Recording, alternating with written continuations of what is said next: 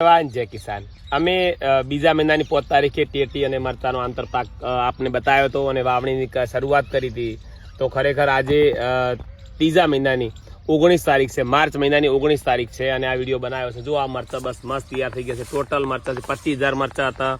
ટેટી પણ જો આ જાળી પડવાની તૈયારી થઈ ગઈ છે। હવે અમે લગભગ ફરીવાર ચોથા મહિનાની 5 તારીખ આવશે, એક્ઝેક્ટ 2 મહિને અમે ટ્રક ભરવાના છીએ।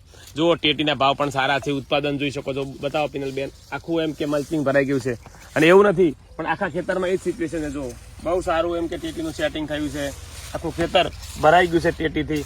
ખરેખર મસ્ત ટેટી સારી છે, મરચા પણ સારા છે। આપ સૌના આશીર્વાદથી બંને ક્રોપ આંતરપાક તરીકે કર્યા હતા અને સક્સેસફુલ થયા છે। તો બંનેના રોપા વાયેલા હતા, જેના કારણે આટલું ઝડપી ઉત્પાદન થયું છે। હજુ પણ એક ઈચ્છા એવી છે કે આ ટેટી નીકળે ને હજુ પણ એક બીજા વેલાવાળી શાકભાજીના રોપા નાખવાની ગણતરી છે।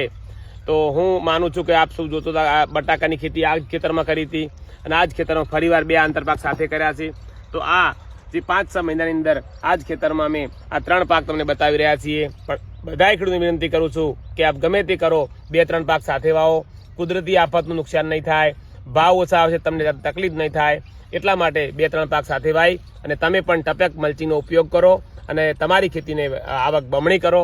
જય જવાન, જય કિસાન।